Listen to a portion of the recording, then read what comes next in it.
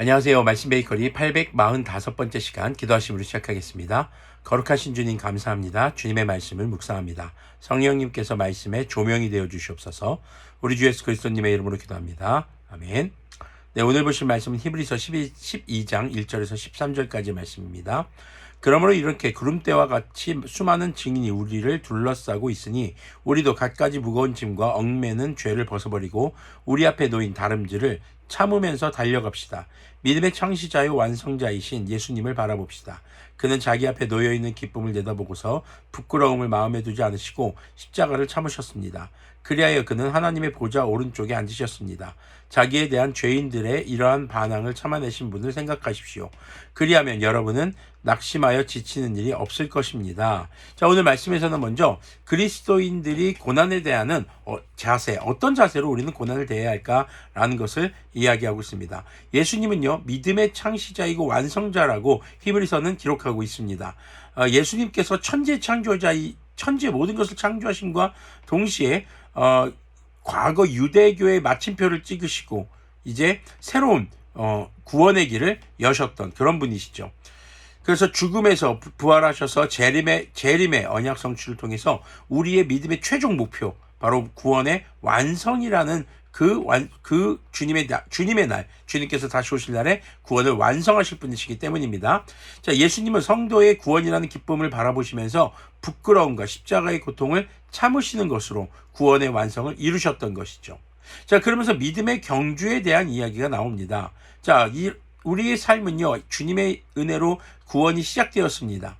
그리고 목표 지점, 주님께서 다시 오시는 그날 이루실 완성된 구원에 이르기까지 우리는 이 믿음의 경주를 달려가는 사람들이라는 겁니다. 그런데 일반적인 경주는 1, 2, 3등만 상을 주겠죠. 그런데 이것은 주님의 날에 들어가는, 한마디로 꼬린 지점을 통과하면 누구나 그 모든 사람들에게 바로 구원의 완성이라는 상이 주어진다는 것입니다. 자, 그렇다면 이 믿음의 경주를 대하는 우리의 태도, 첫 번째는요, 무거운 짐과 얽매는 죄를 벗어버리라는 것입니다. 한마디로 우리의 믿음을 지켜가는 데 있어서 방해가 되는 요소들을 제거하는 것을 말합니다. 그리고 두 번째는요, 인내를 이야기하고 있습니다. 세 번역에서는 참으면서라고 지금 번역하고 있죠. 자, 믿음으로 인해서 오는 어려움을 이기는 것이 아니라 우리는 참고 견디는 것입니다. 승리는 주님께서 하시는 것입니다. 우리는 주님의 승리에 동참하는 것이죠. 주님께서 그 뜻을 이루시고 주님의 나라가 올 때까지 우리는 우리의 믿음을 지키며 우리 믿음의 경주를 끝까지 포기하지 않고 달려가야 하는 것입니다. 자, 운동선수가 경기 중에 통증이 생긴다고 해봅시다. 그때 해야 되는 일이 뭐일까요? 응급처치할 수 있겠죠? 근데 운동 경기 중에는 치료하지 않습니다. 치료를 못하죠. 치료하는 순간 기권입니다. 그러면 최대한 통증을 통제하고 다스리고 아니면 통증을 좀 완화시킨 다음에 계속해서 끝까지 포기하지 않고 달리는 것. 그것이 어쩌면 여기서 다름질이라고 하는 마라톤과 같은 그런 상황에서 우리가 해야 할 것들이겠죠. 고통이 올 수 있습니다. 어려움이 올 수 있습니다. 우리가 그 자리에서 그것을 뛰어넘으려고 하기보다는 가장 먼저 목적이 주님 나라 오시는 그날까지 끝까지 이 믿음의 코스에서 벗어나지 않도록 힘써야 할 것입니다. 4절부터 5절 말씀 보면요. 여러분은 죄와 맞서 싸우지만 아직 피를 흘리기까지 대항한 일은 없습니다. 또 여러분은 하나님께서 여러분을 향하여 자녀에게 말하듯이 하신 이 권면을 잊었습니다. 내 아들아, 주님의 징계를 가볍게 여기지 말고 그에게 꾸지람을 들을 때에 낙심하지 말아라. 당시에 히브리서 설교를 듣고 있는 성도들은요, 죄와 맞서 싸우고 있었습니다. 그런데 이 죄와 맞서 싸우는 과정에서 진짜 막 생명을 흘리는 그런 일들, 어쩌면 예수님처럼 그런 일들이 아직까지는 오지 않았다는 것입니다. 자, 그런데 앞으로 그리스도인에게 이런 일이 올 수 있다는 것이죠. 이것이 뭐 그들을 참지 못한다 이러고 비난하는 것처럼 보일 수도 있겠지만요.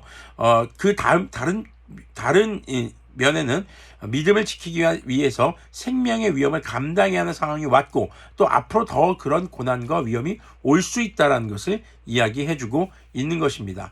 자, 그러면요, 우리가 주님의 징계라고 말하는 이 고난이라는 것이 반드시 우리의 죄 때문에 오는 것일까요? 그러지 않을 수도 있다는 겁니다. 그래서 여기서 나오는 징계에 대해서 하나님이 주시는 죄에 대한 벌로 해석하기보다는 우리의 믿음의 여정에서 찾아오는 고난이라고 보는 것이 맞을 것입니다. 자, 6절부터 보면요. 주님께서는 사랑하시는 사람을 징계하시고 받아들이시는 아들마다 채찍질하신다. 징계를 받을 때 참아내십시오. 하나님께서는 자녀에게 대하시듯이 여러분에게 대하십니다.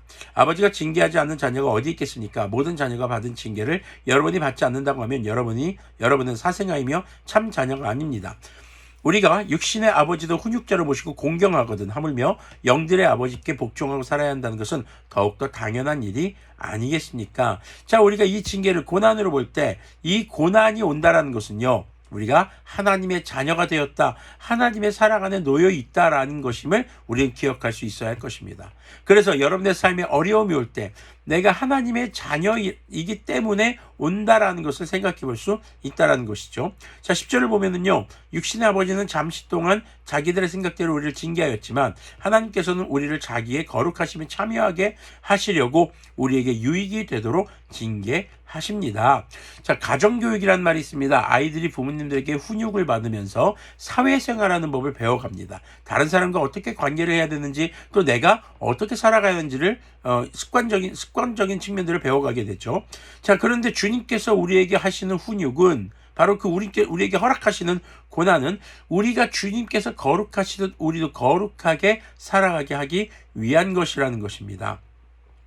자, 근데 거룩에 대한 갈망이 없다면 죄와 결부된 욕망을 포기하려고 하지 않습니다.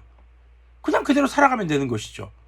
우리는요, 고난은요, 우리가 주님의 거룩하신 성품에 대한 갈망을 이렇게 일으켜오는 그런 요소라고 볼 수 있겠습니다. 배가 고파야 밥을 찾듯이, 졸려야 잠을 자려고 잠자리를 찾듯이 말이죠.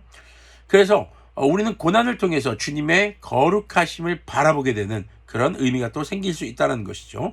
자, 11절 보면요. 무릇 징계는 어떤 것이든지 그 당시에는 즐거움이 아니라 괴로움으로 여겨지지만 나중에는 이것으로 훈련받은 사람들에게는 정의의 평화로운 열매를 맺게 합니다.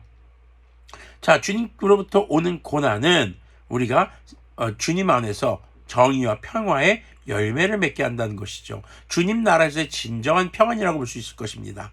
그러므로 여러분은 나른한 손과 힘 빠진 무릎을 일으켜 세우고 똑바로 걸으십시오. 그래서 절름거리는 다리로 하여금 삐지 않게 하고 오히려 낫게 하십시오.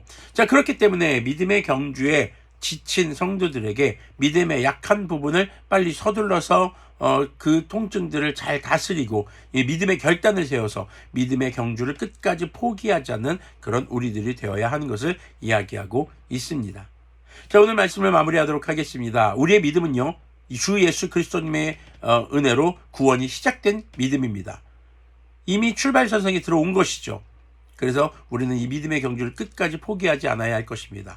그런데 이 믿음의 경주 중에 우리에게 고난이 찾아올 수 있습니다. 고난이 맞닥뜨릴 때 우리는 하나님의 자녀가 되었다는 것을 기억하시고 또 주님께서는 우리를 주님의 거룩하심에 참여하시도록 하기 위해서 우리를 인도하시는 과정이라는 것을 기억하셨으면 좋겠습니다.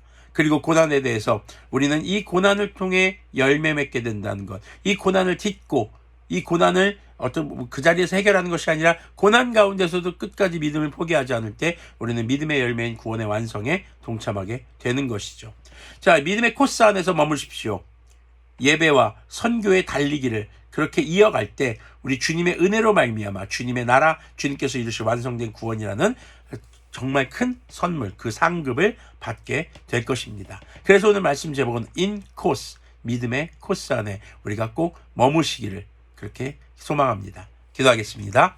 거룩하신 주님 감사합니다. 주님의 말씀을 묵상했습니다. 주님, 주 예수 그리스도님의 은혜로 시작된 이 믿음의 경주에서 포기하지 않고 끝까지 믿음의 코스 안에 머물러 주님 나라 오시는 그때에 이루실 완성된 구원이라는 그 상급을 놓치지 않는 우리들이 될 수 있도록 긍휼을 베풀어 주시옵소서. 우리 주 예수 그리스도님의 이름으로 기도합니다. 아멘.